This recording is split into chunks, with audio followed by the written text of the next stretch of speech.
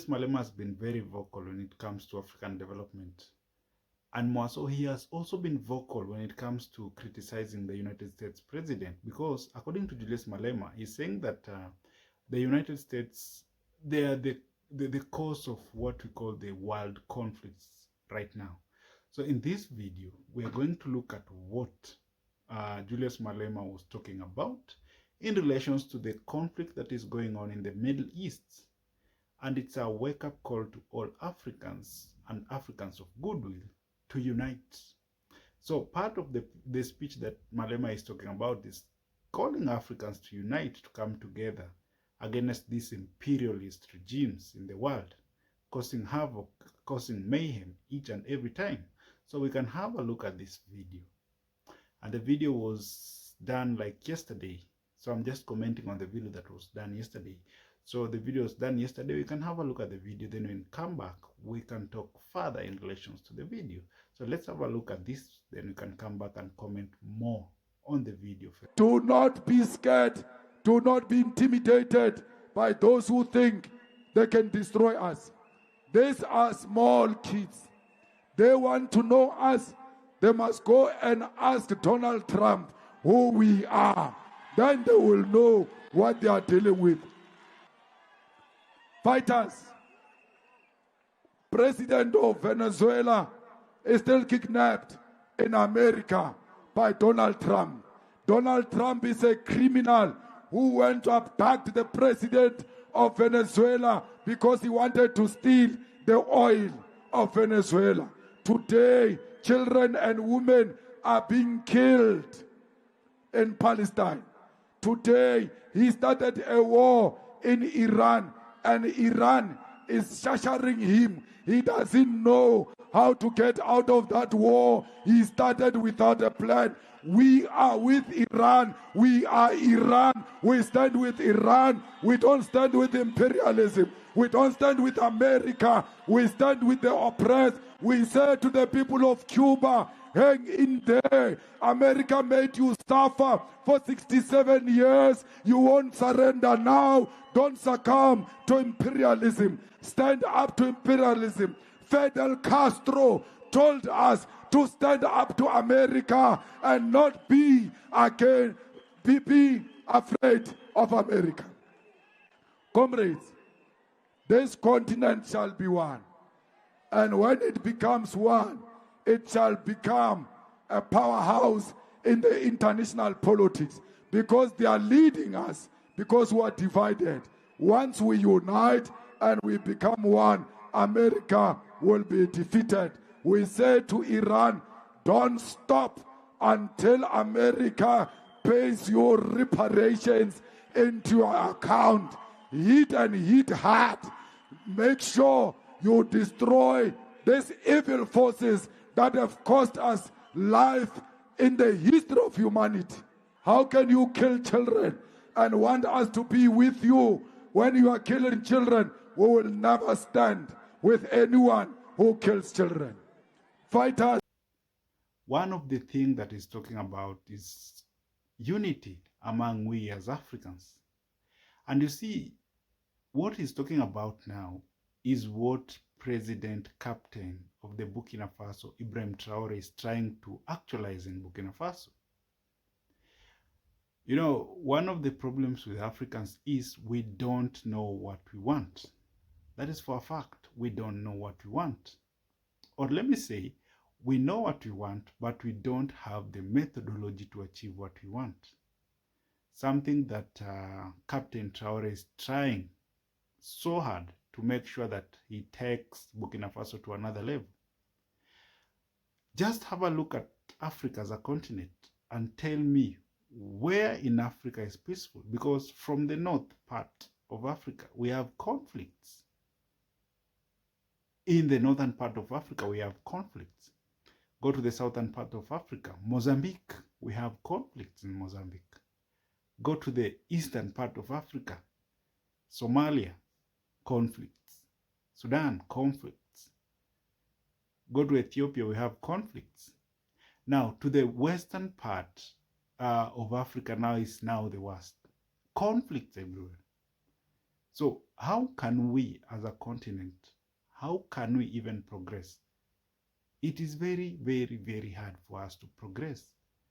Tell me, how can you drive from Nairobi, Kenya, for example, all the way to the Democratic Republic of Congo? It is impossible. Why? We have a lot of groups along the way, the militia group, the Al-Shabaab along the way. So Africa as a continent has to define what we want. Then we have to put on paper what we want and try as much as we can to actualize what we want. I applaud President Traore because for this one, honestly, he's doing a marvelous job. He's doing a marvelous job. And sometimes I also blame the African Union. African Union, they say what they cannot actualize. And for one moment, I think African Union has to go to Burkina Faso or to the Sahel region, try to borrow what the Sahel regions are doing and come back to the African Union and try. In short, what I'm saying is this. African Union has to benchmark what the Sahel region is doing. Because after the Sahel region, after they broke up from the ECOWAS, I can see some good things happening in the western part of Africa. They have now formed an alliance. They are now trying to move towards integration. Okay? Integration. Removal of tariffs and non-tariff barriers. Something that from the back then, during the colonial period, we were talking about tariff and non-tariff barriers. But now if you go to the Sahel region, they are trying to actualize this. They are removing tariffs and non-tariff barriers. Why? They want to improve trade within the Sahel region. So these are the things that we as Africans should applaud. And we should copy what some of these countries are doing. Because at the end of the day, Africa has to be great. And according to Malema, the main reason why we as Africans, we are undergraded and we are underlooked by the Western world is because we are disunited. So if we unite for our once, if we unite, we as Africans, the continent will be on another level and we will be respected. To be honest, we will be respected. Something that we as Africans, we desire to happen. We desire that to happen. So some of the leaders who we elect into power, they unfortunately are not taking us to the destination that we so desire. But we have, again, some of the leaders who are trying their level best to take us to the destinations where we desire. Look at Traore. Forgive me because I'm using a lot of Traore as an example. It's only because that he's doing a marvelous job. Assimi Goita is trying to do what Traore is doing. Go to Namibia. At least they are moving forward. Even though they are baby steps, but we have to appreciate these baby steps that these leaders are making. Because at the end of the day, we have to be there. We have to dine at the table of civilization as diners, not as food to be eaten. Congo, take a good example of Congo. One of the richest continents in the world in terms of mineral. But ironically, it's the poorest, one of the poorest countries in the world. The resources alone within Congo is estimated to be at least $35 trillion. But look what is happening in Congo. Conflicts. You cannot progress when there's conflict. So fellow Africans, this is just a wake-up call for we as Africans, both Africans in Africa and Africa in the diaspora, that Africa must unite, that you must unite immediately so that we might be respected. If not, we will not be respected. So we as Africans must unite. We have to open our borders. We have to trade amongst ourselves. We have to come up together and come up with one currency, even though it's something that can take actually even 30 years. But you see, it's in the nature of human being that if you plant a tree, you don't necessarily need to enjoy the shades. Your work is to plant the tree. Another generation will come and water the tree. Another generation will come and weed the tree. And the last generation will come and enjoy the shades of the tree. So we as Africans, what we are doing now, we are trying to plant this tree.